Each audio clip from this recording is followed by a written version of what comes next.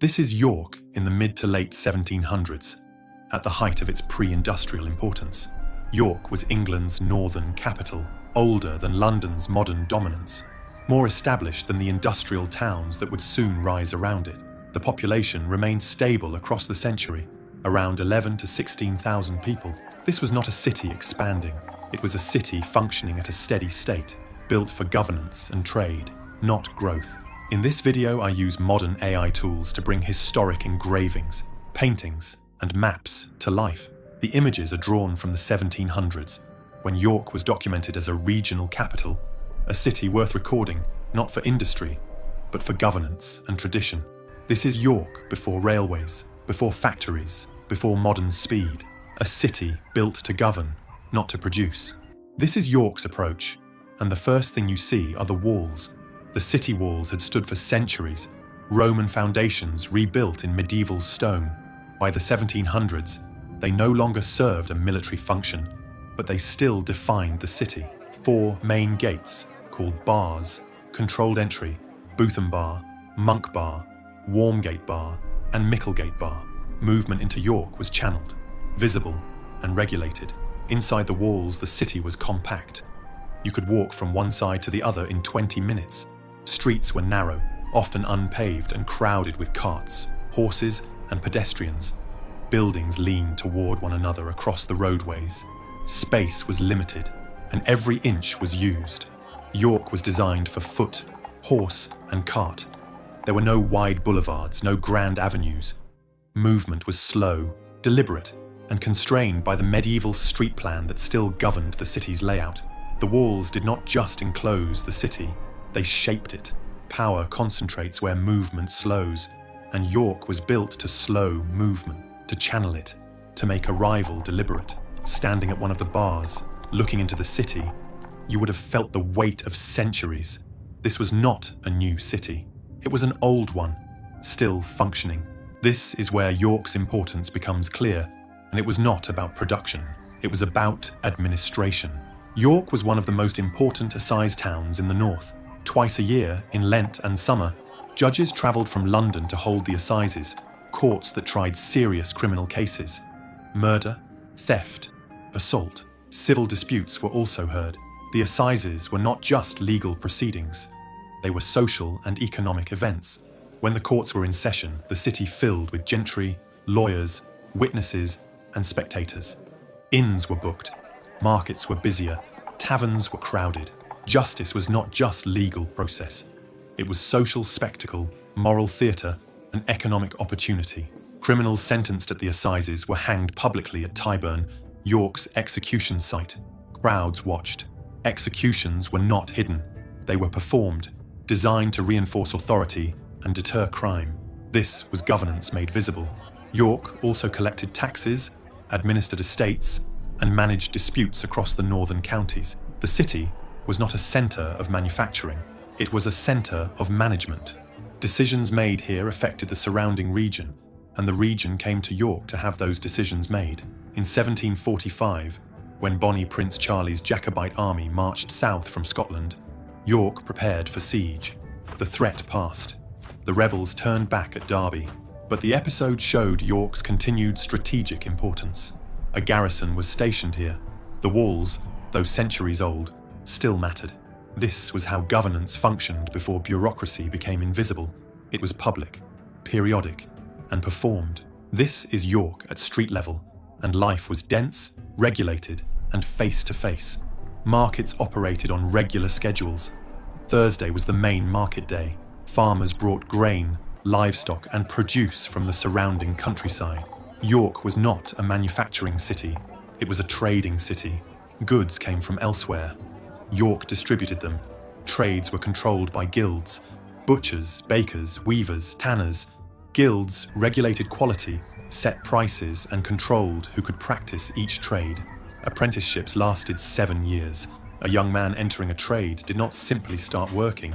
He was bound to a master learning the craft under strict supervision. The Shambles, a narrow street of butcher shops, was crowded with stalls and slick with blood. Buildings overhung the street, blocking sunlight. The smell was immediate and inescapable. This was not picturesque. It was functional, dense, and unsanitary by modern standards. Reputation mattered. In a city of 11 to 16,000 people, anonymity was impossible. Merchants knew their customers. Tradesmen knew their competitors. Credit was extended based on trust, and trust was built over years. York was prosperous for some, but not for all. Beggars and vagrants were common. Parishes administered poor relief, small payments or food for those who could not work. Workhouses housed the unemployed and destitute. Almshouses sheltered the elderly poor. The gentry attending balls at the assembly rooms rarely saw the alleys where the poor lived. The city functioned through separation, social, economic, and spatial. This was daily life, practical, communal, and tightly woven into the rhythms of trade and survival. This is where York's importance shifts from administration to performance, and the social season was the centre of that performance. The social season ran from November to February. Gentry families left their country estates and rented townhouses in York. They came not for business, but for society, to be seen, to network, to arrange marriages, and to display status. The assembly rooms, built in 1732 and rebuilt in 1735, were purpose-built for this. Balls were held weekly during the season. Admission required a subscription. This was not open to everyone. Dress codes were strict. Dancing, card games, and refreshments filled the evenings. The assembly rooms were not just entertainment. They were a stage where social hierarchies were performed and reinforced. Race week on Knavesmire was the highlight of the season. Horse racing drew crowds from across the region. Gentry attended not just to watch the races, but to gather, to be seen, and to conduct the social business that mattered. Introductions, alliances, marriages. The social season was a marriage market. Young women were presented. Families networked. Alliances were formed. A successful season could secure a family's future. A failed one could mean years of waiting for another opportunity. The Theatre Royal, built in 1744, hosted travelling companies. Plays, concerts, and performances drew audiences from the gentry and the emerging middle class. Attending the theatre was not just about the performance, it was about being seen attending. York was not just a capital, it was a stage, and the gentry came to perform. This is York Minster, and it dominated the city in every sense. York Minster was one of the largest Gothic cathedrals in Northern Europe. Construction had begun in the 1220s and was completed in 1472.